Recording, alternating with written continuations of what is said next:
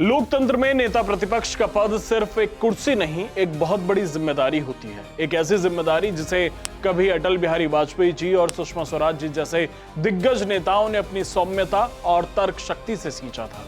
लेकिन आज 18वीं लोकसभा में ये पद अब सिर्फ बदतमीजी और अमर्यादित आचरण का अड्डा बनकर रह गया है। इस वीडियो में हम बात करेंगे राहुल गांधी की, जिन्होंने सदन के भीतर और बाहर मर्यादा की हर सीमा को लांघ दिया है। राहुल गांधी को पिछली लोकसभा में शायद लोग गंभीरता से नहीं लेते थे क्योंकि वो एक सामान्य सांसद थे, लेकिन आज वो नेता प्रतिपक्ष हैं। लेकिन अफसोस कि पद बदल गया है लेकिन व्यवहार नहीं। संसद के भीतर जिस तरह की भाषा का इस्तेमाल वो कर रहे हैं, उसने संसद और सड़क का जो फर्क है वो खत्म कर दिया है। राहुल गांधी कभी प्रधानमंत्री के लिए अभद्र टिप्पणी तो कभी आसन की अवहेलना करते हैं। क्या राहुल गांधी इस पद की गरिमा को तार तार करने की कसम खा चुके हैं?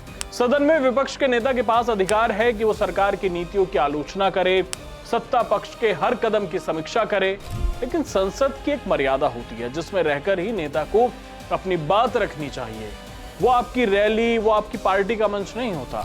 राहुल गांधी लोकसभा में सरकार की जगह स्पीकर को ही टारगेट करते हैं। उन्होंने सदन में स्पीकर से कहा कि मुझे बोलने के लिए परमिशन नहीं चाहिए। चेयरमैन सर, बैठने दो।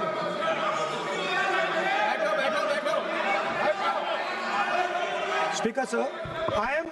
Please, 1 second, sir. Please, sir. Chairman sir, I am objecting to the word permission. That is not the correct word because I am not given permission by anyone. I am leader of opposition. So I am just objecting to that. क्या कांग्रेस नेता सदन के नियमों के परे हैं? क्या उन पर संसद में बनाए गए नियम लागू नहीं होते? जब प्रधानमंत्री से लेकर गृह मंत्री और रक्षा मंत्री स्पीकर के तय किए गए समय के अनुसार अपनी बात रखते हैं, तो राहुल गांधी के लिए अलग नियम क्यों बनाए जाएंगे? क्या दशकों से सत्ता में रहने के आदी राहुल गांधी 12 साल बाद भी अपनी प्रिविलेज मानसिकता से बाहर नहीं आ पाए? राहुल गांधी की नजर एक बार फिर दिल्ली के बॉर्डर्स पर है। हम ऐसा क्यों कह रहे हैं आप समझिए कि वो ट्रेड डील जो हुई है उसके नाम पर किसानों को भड़काने की कोशिश कर रहे हैं। हाल ही में उन्होंने तथाकथित किसानों से भी मुलाकात की है, और मैं तथाकथित इसलिए कह रहा हूं क्योंकि अगर आप उन तस्वीरों को देखेंगे तो उनमें से जिन्हें किसान कहा जा रहा है वो किसान नहीं, वो अधिकतर कांग्रेस के कार्यकर्ता ही हैं। तो क्या वो फिर से दिल्ली को बंधक बनाने की तैयारी में है? क्या वो अपनी राजनीतिक रोटी सेकने के लिए अन्नदाताओं के कंधों का इस्तेमाल कर रहे हैं? विपक्ष का काम सवाल पूछना होता है, गालियां देना या देश की छवि को वैश्विक मंच पर खराब करना नहीं। अगर राहुल गांधी का यह रवैया जारी रहा तो क्या सरकार को उनके खिलाफ सख्त अनुशासनात्मक कार्रवाई नहीं करनी चाहिए? क्या एक नेता प्रतिपक्ष को इतनी छूट मिलनी चाहिए कि वो सदन की गरिमा को धूल में मिला दें? आपकी क्या राय है? क्या राहुल गांधी नेता प्रतिपक्ष के पद के लायक हैं?